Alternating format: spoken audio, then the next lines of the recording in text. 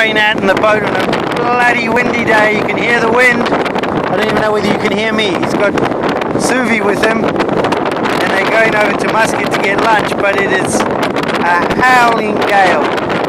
So there he leaves. He's become quite the boatman.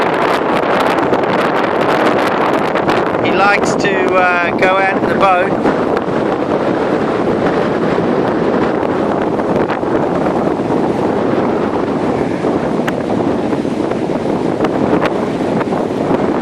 It is rough. He's become quite the skipper. Anyway, he should have fun. I'm sure they'll get soaked. So this is the last week in Fiji, and we've been busy working in the nursery. Very, very windy today. Really windy. So I'm going to turn this off in a moment because I'm sure it's